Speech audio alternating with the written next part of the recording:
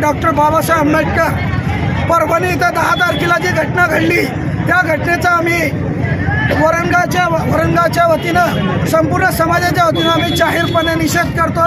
जी घटना घडते महाराष्ट्रामध्ये अतिशय दुर्दैवी आहे आणि निंदनीय आहे। अशा पद्धतीच्या घटना पुरोगामी म्हणणाऱ्या महाराष्ट्रामध्ये घडल्याच नको पाहिजे। कारण एखादी घटना घडते, संविधानाची विटंबना होते, सरकार म्हणते तो माथी फिरू होता। एखादी माथी फिरू व्यक्ती अशा पद्धतीची विटंबना कशी करू शकतो? त्याला बाकी गोष्टी कशा कळत नाही। त्यानंतर त्या घटनेचा आम्ही निषेध म्हणून तिथं परभणीमध्ये मोर्चा निघाला। त्या मोर्चामध्ये सोमनाथ सूर्यवंशी हा आमचा गरीब समाजाचा वडर समाजाचा कार्यकर्ता, त्याचा पोलीस मारहाणीमध्ये मृत्यू झाला। त्या घटनेचा आम्ही जाहीरपणे निषेध करतो।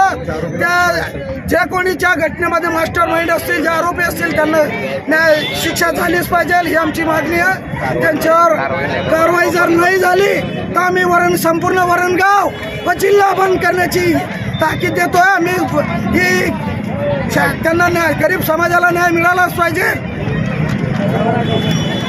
आपण रॅली काढली आहे, ती परभणी इथल्या घटनेचा निषेध करण्यासाठी रॅली काढलेली आहे आणि तसेच सोमनाथ सूर्यवंशी यांचा निषेध, त्यांचा मृत्यू हा पोलीस कोठडीत झालेला आहे। त्या कोठडीमध्ये पोलीस होताना आपले पोलीस प्रशासन करत काय?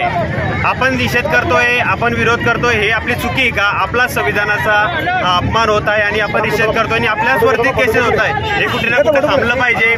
त्या गोष्टीचा आपण निषेध करतो व ज्या शिक्षा आहेत त्या शिक्षा झाल्याच पाहिजे। संविधान हा हे माथे फिरू का सर्व एकच आहे का? त्यांना बाबासाहेबांचं फक्त संविधान दिसतं का?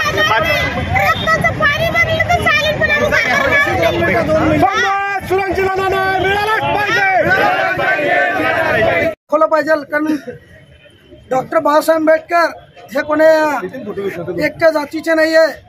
त्यांनी या देशाची संविधान लिहत असताना सर्व जाती धर्मांना डोळ्यासमोर ठेवून संविधान लिहिलं आहे।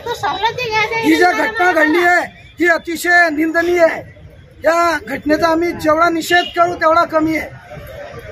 त्यामध्ये एक आमचा सूर्यवंशी, या सोमनाथ सूर्यवंशी, त्या घटनेमध्ये जो मारला गेला, आमचा वडर समाजाचा भीमसैनिक, त्याला सुद्धा या पोलीस कोठडीमध्ये त्याच्या मारहाणीमध्ये मृत्यू झाला।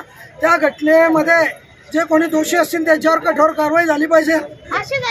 मी असंही म्हणतो की आजची संख्या ही खूप कमी आहे।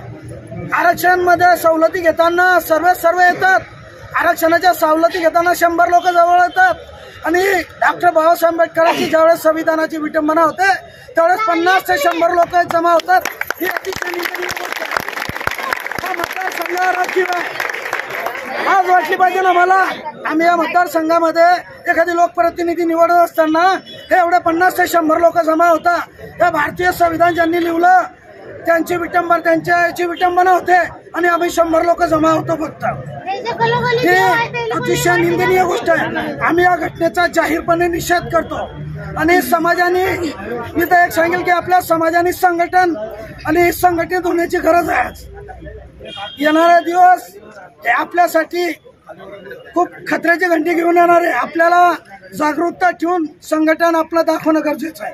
त्यासाठी आपण आम्ही जो एक निवेदन दिला, साहेबांनी आपल्याला सांगितलं की एक SIT स्थापन केली आहे। त्या घटनेमध्ये जे घटना घडली आहे या बाबतीमध्ये साहेब आपले 2 शब्द मनोगत व्यक्त करतील। घटनेचा आम्हालाही दुःख आहे, आम्ही बी जाहीर निषेध करतो। आणि या घटनेत जे सोमनाथ सूर्यवंशी आहे यांचा न्यायालयीन कोठडीत मृत्यू झाला, त्याच्यासाठी त्याचा तपास चालू आहे।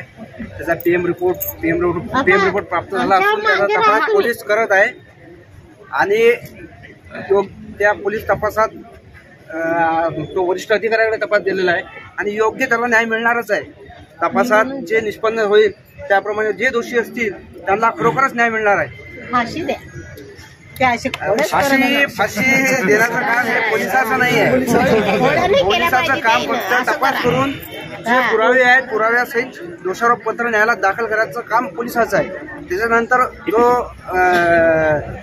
काय शिक्षा देण्याचं काम हे कोर्टाचं काम आहे।